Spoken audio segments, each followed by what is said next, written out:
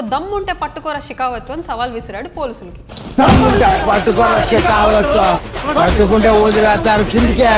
But వీళ్ళ ప్రకారం ఇప్పుడు సినిమా అనేది చాలా ఎక్స్పెన్సివ్ అయిపోవడం అండ్ ఒక ఫైనాన్షియల్ ట్రామాలో మారిపోయింది. మంచిది కదా, పేదవాళ్ళకి అదే కదా. ఇప్పుడు వేలు పెట్టి మేము టికెట్ కొనలేము కదన్నా. సో ఈ విషయాన్ని అర్థం చేసుకొని తనకి శివాజీ రేంజ్, ఏదో ఠాగూర్, ఇంద్రసేన రెడ్డి ఇలాంటి బిల్డప్లు కాకుండా, కానీ రవి ఆకలి డబ్బు మాత్రమే కాదు అధికారం కూడా, తన నేరాన్ని సామాన్యుడి ఆర్థిక బాధ వెనక దాచాలనుకున్నాడు. He built a kingdom on lie, challenging the law with pride. Basically తన యూజర్స్ ని ఒక కమోడిటీ లానే చూశాడు. సినిమా ఒక art. Of course people want to support good cinema, కానీ at the same time cinema should also support our wallets కదా. 2020 lockdown తర్వాత జనాలలో income disparity and economic disparity వేరే లెవెల్లో పెరిగిపోయింది. దానికి ఎవిడెన్సే ఈ గిన్నీస్ కోఎఫిషియంట్. ఈ చార్ట్ లో సరిగ్గా అబ్జర్వ్ చేయండి. ఫస్ట్ ప్లేస్ లో సౌత్ ఆఫ్రికా ఇచ్చారు. సో సౌత్ ఆఫ్రికా అనే నేషన్ లో ఏంటంటే టాప్ రిచెస్ట్ బిలియనర్ ఉన్నాడు. అట్ ద సేమ్ టైం పొట్టగూటి కోసం అలమటించే ఒక నిరుపేదవాడు ఉన్నాడు. అండ్ ఇండియా పొజిషన్ గమనించండి, it's in 7th place. That actually indicates income disparity and income inequality ఇండియాలో ఇంకొక లెవెల్లో ఉందని చెప్పి. అంటే రిచ్ అయ్యేవాడు రిచ్ అవుతూ ఉన్నాడు, పూర్ అయ్యేవాడు పూర్ అవుతూ ఉన్నాడు. 2025 డేటా ప్రకారంగా India is like 4th largest economy అంటున్నాం. సో జీడిపి గ్రోత్ చార్ట్స్ లో రాకెట్ వేగంతో దూసుకుపోతుంది. మధ్యతరగతి జీవితం మాత్రం ఒక స్లో మోషన్ వీడియో లాగా స్టాగ్నెంట్ గా ఎక్కడికక్కడ ఉంది. ఎకనామికల్ గా మాట్లాడితే India is flying in first class, middle class is still travelling in general compartment. So ఈ మొత్తం ధోరణిలో టికెట్స్ రేట్స్ పెంచడం వల్ల కొట్టుకుపోయేవాడు మిడిల్ క్లాస్ వాడు ఒక్కడే. బిలియనర్స్ కి ఎఫెక్ట్ అవ్వదు, మిలియనర్స్ కి ఎఫెక్ట్ అవ్వదు, అప్పర్ మిడిల్ క్లాస్ కి ఎఫెక్ట్ అవ్వదు, బట్ ఆ middle class and lower poor కి ఎఫెక్ట్ అవుద్ది. ఈ సినిమాకి ఆ టికెట్ రేట్స్ ని హైక్ చేసే ప్రొడ్యూసర్ ఇంటెన్షన్ అయితే చాలా క్లియర్ గా అర్థమవుతుంది. హీరో రెమ్యూనరేషన్, హీరో సాలరీస్ ని ఆ ఇన్ఫ్లేషన్ తో జతపరిచి ఇమాంతంగా పెంచేయాలి. ఒక స్టార్ హీరో అంటే ఈజీగా 100 crores కొట్టేయాలి. 10 సినిమాలు ఫ్లాప్ అయితే ఆ లాసెస్ మొత్తాన్ని ఒక్క బ్లాక్ బస్టర్ తో కవర్ చేసేయాలి. ఈ లాజిక్ వల్లనే ఏదన్నా మూవీ ఓపెనింగ్ రోజు టికెట్ ప్రైసెస్ 500 నుంచి 800 దాకా పెట్టి ఆ లాసెస్ ని వెంటనే రికవర్ చేసుకోవడం ఇంటెన్షన్. ఒక పక్క ప్రొడ్యూసర్స్ హై కాస్ట్ తో, ఇంకో పక్క middle class inflation and high prices తో ఫైట్ చేస్తుంటే, ఈ రెండు ఫైట్స్ మధ్యలో ఇమ్మడి రవి ఎంటర్ అవుతాడు. ఫ్రీ కంటెంట్ పేరుతో హీరో అయిపోయాడు. జనాలకి ఇంట్లోనే క్వాలిటీగా మీకు నచ్చిన మూవీని మీకు నచ్చిన టైంలో మీకు నచ్చిన ఫుడ్ తింటూ మీకు నచ్చిన వాళ్ళతో హాయిగా చూసుకునే సౌకర్యం కలిగించాడు ఇమ్మాడి రవి. ఐబొమ్మ రవి కాదు, ఇమ్మాడి బొమ్మ. Immadi Ravi story is a classic story of tech genius gone rogue. తను బిఎస్సి కంప్యూటర్స్ చేసిన బ్రెయిన్ ని తన చుట్టూ ఒక డిజిటల్ కోట నిర్మించుకోవడానికి వాడాడు. తను యూజ్ చేసిన technique advanced server technology, evasion tactics. ఈ రవి సృష్టించిన ఐబొమ్మను అర్థం చేసుకోవాలంటే తను క్రియేట్ చేసిన ఈ మాస్టర్ పీస్ వెబ్సైట్ అర్థం చేసుకోవాలి. దాన్ని మనం 5 points లో అర్థం చేసుకుందాం. Immadi Ravi was clear from the beginning. తనకు వచ్చే మేజర్ అడ్డంకి ఎక్కడ? పైరసీ ఇస్ క్రైమ్ అనే క్లారిటీ తనకుంది. తను ఈ చేసే పనిని పట్టుబడకుండా ఉండాలి అంటే బైపాస్ చేయాల్సిన హర్డల్ జియోగ్రఫికల్ జ్యూరిస్డిక్షన్. సర్వర్స్ ని కెరేబియన్ ఐలాండ్స్ లో, స్విట్జర్లాండ్ లో, నెదర్లాండ్స్ లో ప్లేస్ చేశాడు. సెకండ్ పాయింట్, సర్వర్ లొకేషన్ ని కన్సీల్ చేయడం. బేసిక్లీ గూగుల్ లో మనం ఏదైనా సర్చ్ చేసామంటే మన ఐపీ అడ్రస్ నోట్ చేసుకొని మన లొకేషన్ ని రివర్స్ ట్రాక్ చేయొచ్చు. దాన్ని కన్సీల్ చేయడానికి తిను యూజ్ చేసిన సర్వీసెస్ క్లౌడ్ ఫ్లేయర్. దీని వల్ల IP address okay point of time లో ఒకసారి అనకాపల్లని, ఒకసారి నెదర్లాండ్స్ అని, ఒకసారి కోయంబత్తూర్ అని చూపిస్తుంది. ఈ ఐబొమ్మ వెబ్సైట్ ని మేనేజ్ చేయడానికి రవి అండ్ వాళ్ళ టీం వాడిండేది VPNs, virtual private networks and proxy servers. దీని వల్ల ఫిజికల్ లొకేషన్ ఎప్పటికీ ఎక్స్పోజ్ అవ్వదు. థర్డ్, ఇండియన్ సిటిజన్షిప్ ని గివప్ చేయడం. డీసీపీ కవిత గారు చెప్పిన ప్రకారం Ravi, who is 39 years old, is basically from Vizag. Andhra university నుంచి BSc కంప్యూటర్ సైన్స్ చేశారు. ICFAI business school in Mumbai నుంచి MBA చేశారు. బట్ ఈ బెట్టింగ్ యాప్ ఆపరేటర్స్ తో కొలాబరేట్ అవ్వడానికి అండ్ ఆ వెబ్సైట్ లో యాడ్స్ రన్ చేయడం వల్ల వచ్చిన ఇన్కమ్ ని ట్యాక్స్ ఎవేషన్ చేయడానికి ఇండియన్ సిటిజన్షిప్ ని రనౌన్స్ చేసి కెరేబియన్ ఐలాండ్స్ లోని Saint Kitts and Nevis citizenship ని పొందాడు. కంటెంట్ అక్విజిషన్ అండ్ ఆ పైరసీ పైప్ లైన్ అర్థం చేసుకుందాం. మూవీస్ ని HD క్వాలిటీలో అంత ఫాస్ట్ గా ఎలా అప్లోడ్ చేసేవాడు? OTT కంటెంట్ ని మనం కన్జ్యూమ్ చేసేటప్పుడు దాన్ని స్క్రీన్ రికార్డ్ చేయాలన్నా, స్క్రీన్ షాట్ చేయాలన్నా కూడా ఒక బ్లాక్ కలర్ స్క్రీన్ డిస్ప్లే అవుతుంది. సో రవి ఏం చేసేవాడు అంటే ఒక థర్డ్ పార్టీ సాఫ్ట్వేర్ ని యూజ్ చేసి ఎన్క్రిప్ట్ చేయబడిన digital rights management protection exploit చేసి ఆ వల్నరబిలిటీస్ ని క్లయింట్ సైడ్ నుంచి డీక్రిప్ట్ చేశాడు. అండ్ థియేటర్ ప్రింట్స్ కోసం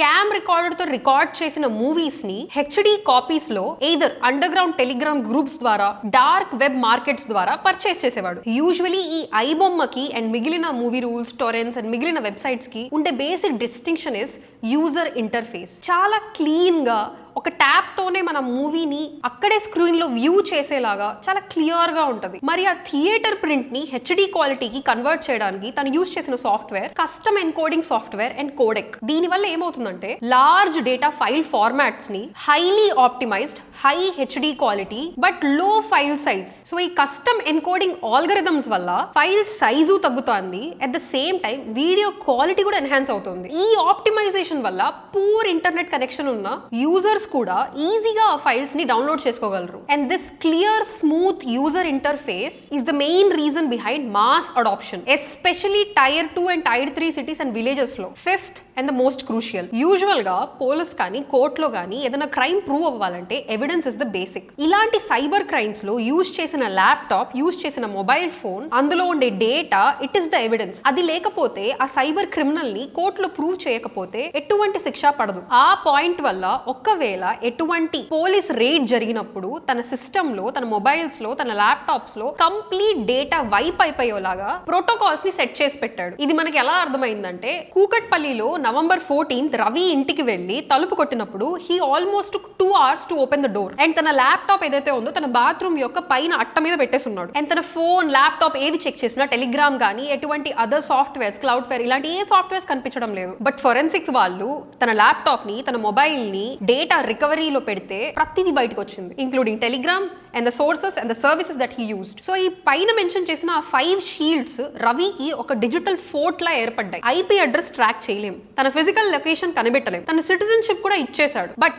ఇండియాలో ఉండే ఎన్ఆర్ఈ అండ్ ఎన్ఆర్ఓ అకౌంట్స్ ని మెయింటైన్ చేయడానికి కూడా తన సొంత credentials, Aadhaar and pan card కాకుండా వేరే పర్సన్ యొక్క నేమ్ అండ్ ఐడిని యూజ్ చేసుకుని ఇన్ని షీల్డ్స్ దాటి నా వరకు ఎవరు వస్తారు అని చెప్పి Telugu film chamber of commerce complaint raise చేసినప్పటికీ కూడా తన వెబ్సైట్స్ ని, ఒక్క వెబ్సైట్ ని బ్లాక్ చేస్తే domain rotation and mirroring technique వల్ల ఐబొమ్మ, బప్పం టీవీ ఇలాంటి 65 మిర్రర్ డొమైన్స్ ఉన్నాయి. సో ఒక్క సైట్ బ్లాక్ చేస్తే ఇంకో సైట్ నుంచి కూడా రన్ అవుతుంది వెబ్సైట్. ఇంత పగడబందిగా ప్లాన్ చేసిన తర్వాత నన్ను ఎవరు పట్టుకుంటారు? సో దమ్ముంటే పట్టుకోరా షికావత్ అని సవాల్ విసిరాడు పోలీసులకి.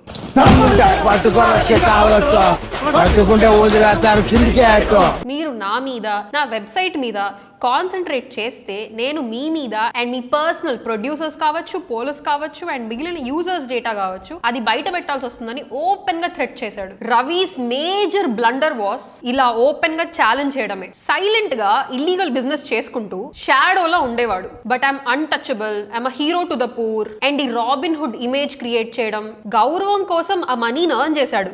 బట్ వచ్చిన ఆ మనీతో, పవర్ తో మాస్ డైలాగ్ లాగా వాడాడు అండ్ థ్రెట్ ఇస్తున్నప్పుడు గేమ్ ఓవర్ అయిపోతుందని గమనించలేకపోయాడు. హైదరాబాద్ సైబర్ క్రైమ్ డిపార్ట్మెంట్ ఈ ఇష్యూని ప్రెస్టేజ్ ఇష్యూలా తీసుకొని ఒక్క చిన్న మెసేజ్ తో రవిని ట్రాక్ చేశారు. తన వెబ్సైట్ సర్వర్స్ ని ఫారిన్ లొకేషన్స్ లో ఉంచడం వల్ల అండ్ తన వెబ్సైట్ ని మల్టిపుల్ లొకేషన్స్ లో రన్ చేయడం వల్ల లా ఎన్ఫోర్స్మెంట్ ఏజెన్సీస్ కి తను ట్రాక్ చేయడం చాలా తలనొప్పిగా మారింది. బట్ వెబ్సైట్ ని అనాలిసిస్ చేసేటప్పుడు payments or the agency which was hosting the advertisements track చేస్తూ వెళ్తే it link to one company, VR Infotech. So ఆ బ్యాంక్ అకౌంట్ ట్రాన్సాక్షన్స్ ని బాగా అనలైజ్ చేయడంతో పాస్ట్ 5-6 ఇయర్స్ లోనే 20 కోట్లు సంపాదించినట్లు, నెలకి సుమారు 10 నుంచి 15 లక్షలు సంపాదించినట్లు, multiple IDs, different names, lavish lifestyle, various crypto accounts, 35 bank accounts, passbooks, chequebooks పట్టుబడ్డాయి. And these bank accounts were linked to one company, ER Infotech. Crypto transactions and bank transaction details ని analyse చేస్తుంటే 2 వ్యక్తులు బయటపడ్డారు. Duddela Shivaji from Nellore and Susarla Prashanth from Maharashtra.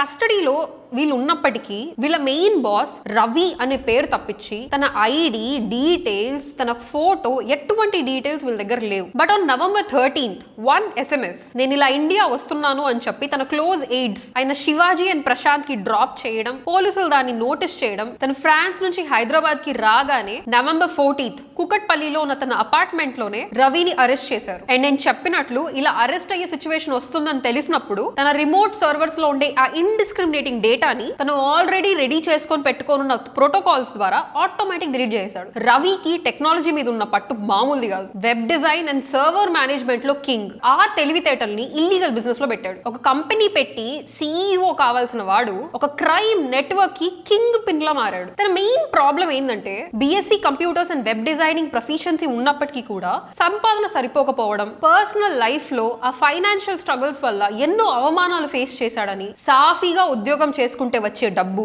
లేదా తన సొంత ER Infotech కంపెనీతో వచ్చే హానెస్ట్ ఎర్నింగ్స్ తన సోషల్ స్టేటస్ ని పెంచట్లేదు. సమాజంలో తను కోరుకున్న గౌరవం దొరకట్లేదు. హానెస్ట్ ఎర్నింగ్స్ తో చట్టం చెప్పిన దారిలో నడిస్తే డబ్బు లేదు. అలా అని చెప్పి చట్టానికి ఎదురు తిరిగితే లైఫే ఉండదు. సమాజం ముందు తల ఎత్తుకోవడానికి తను యూజ్ చేసుకున్న మార్గం piracy. Undoubtedly Immadi Ravi is an intelligent mind, but anger, ego and the desire for quick status, త్వరగా గౌరవం అండ్ డబ్బు సంపాదించాలనే ఆ కోరిక తన తెలివిని ఆ డిజిటల్ క్రైమ్ వైపు తిప్పింది. అక్షరాలు నేర్పిన కంప్యూటర్ స్క్రీన్ ఆశలకు బానిసై అక్రమాలకు ద్వారమైంది. ప్రెజెంట్ కోట్లు సంపాదించినా కూడా తన నిజమైన పేరు క్రైమ్ రికార్డ్స్ లో రిజిస్టర్ అయింది. పర్సనల్ లైఫ్ లో తన వైఫ్ అండ్ వాళ్ళ అత్త తనకి విలువ ఇవ్వట్లేదని చెప్పి ఒక కాంప్రమైజ్ తో స్టార్ట్ చేసినప్పటికీ క్రోర్స్ సంపాదించిన ఈ డిజిటల్ రాబిన్ హుడ్ అనే చేతులకి డిజిటల్ క్రైమ్ అనే మరకలు పడ్డాయి. ఫ్రీగా సినిమాలు ఇస్తున్నాడని చెప్పి రవిని రాబిన్ హుడ్ చేశారు. శివాజీ సినిమా రేంజ్ లో ఎలివేషన్స్ ఇస్తున్నారు. బట్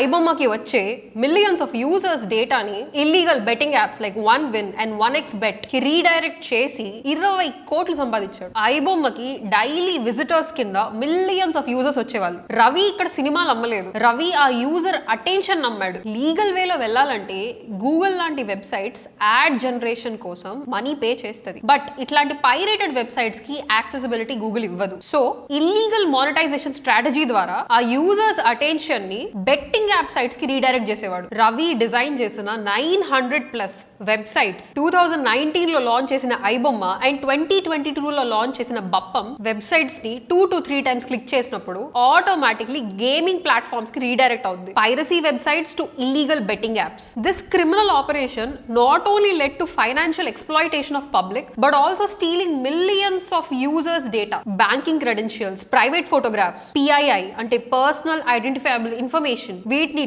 డార్క్ వెబ్ లో identity theft and digital arrest scams కోసం అమ్మినట్లు పోలీస్ కన్ఫర్మ్ చేస్తున్నారు. 2021 నుంచి 2025 దాకా 20 crores ఎర్న్ చేయడం, తనకున్న అత్యాశ వల్ల డిజిటల్ ప్రైవసీ ఇన్వేషన్ తో 5 million యూజర్స్ యొక్క డేటాని స్టీల్ చేసి బెట్టింగ్ అండ్ ఫ్రాడ్ యాప్స్ కి రీడైరెక్ట్ చేయడం నమ్మక ద్రోహం కాదా? బేసిక్లీ తన యూజర్స్ ని ఒక కమోడిటీ లానే చూశాడు. అండ్ ఆ కమోడిటీ ప్రైవేట్ డేటాని సెల్ చేయడం వల్ల ఎర్న్ చేసిన మనీని రాబిన్ హుడ్ లా చూడకూడదు, ఒక డిజిటల్ స్మగ్లర్ లా చూడాలి. He had the education to become a legend in the legitimate world. But pressure వల్ల, సొసైటల్ ఎక్స్పెక్టేషన్స్ వల్ల, ఫైనాన్షియల్ లాడర్ ని త్వరగా ఎక్కేయాలి అనే ఆశ వల్ల he didn't want slow wealth, he wanted hyper scale wealth by connecting piracy with illegal betting app. Respect కోసం start చేసిన fight finally cash కోసం మారింది అండ్ తనను ఒక డిజిటల్ క్రిమినల్ గా మార్చింది. He built a kingdom on lie, challenging the law with pride. World servers ని capture చేసేసాను, కాంకర్ చేసేసాను అనుకున్నాడు. అండ్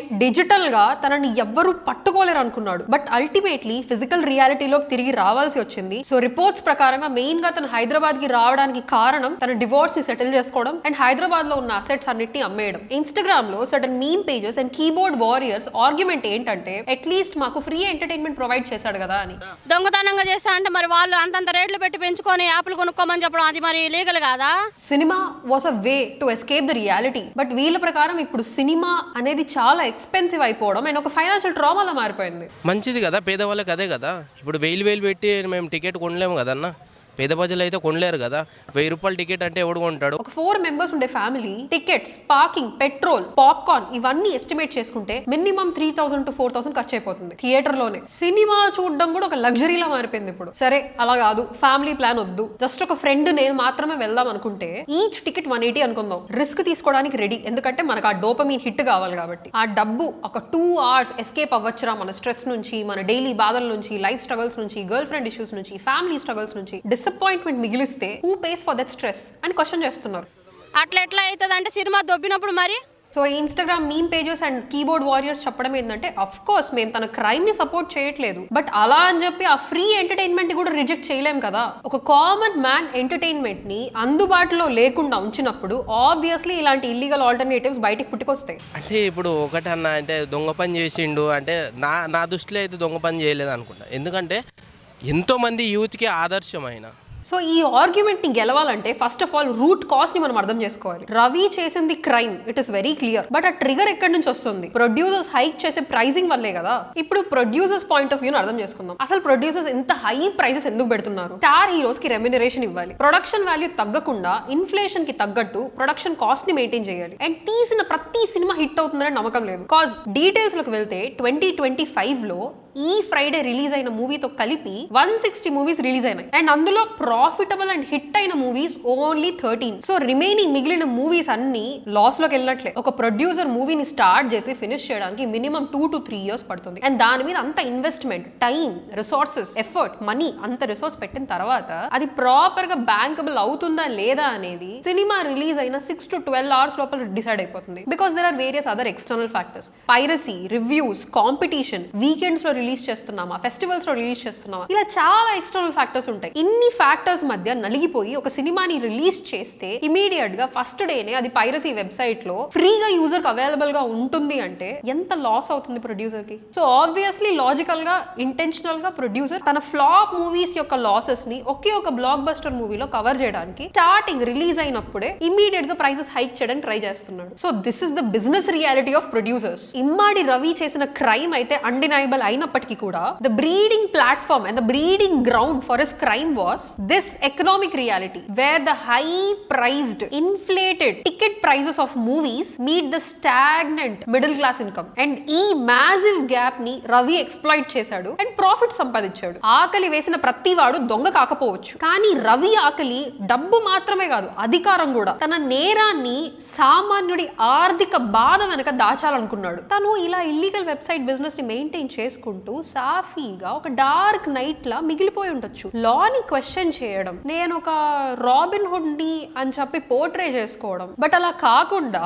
పోలీసులకి సవాల్ విసరడం, గవర్నమెంట్ వెబ్సైట్స్ ని హ్యాక్ చేయడం and personal data of users ని ఎక్స్ప్లాయిట్ చేయడం, which makes his intention very clear. So ఈ విషయాన్ని అర్థం చేసుకొని తనకి శివాజీ రేంజ్, ఏదో ఠాగూర్, ఇంద్రసేన రెడ్డి ఇలాంటి బిల్డప్లు కాకుండా రియాలిటీకి దగ్గరగా ఉండడం, తన ఒక డిజిటల్ స్మగ్లర్ అని తన ఇంటెన్షన్ ని క్లియర్ గా అర్థం చేసుకొని ఈ philosophies like villains are born for a reason ఇలాంటివి కాకుండా please understand everybody has a choice. You can choose a right path or a wrong path. Ravi clear గా ఏ పాత్ చూస్ చేసుకున్నాడో ఈ వీడియోలో మీకు క్లియర్ గా ఎక్స్ప్లెయిన్ చేశాను. So choice is yours. And what do you think about this? Please do mention in the comment section and please subscribe to Harikatha Times.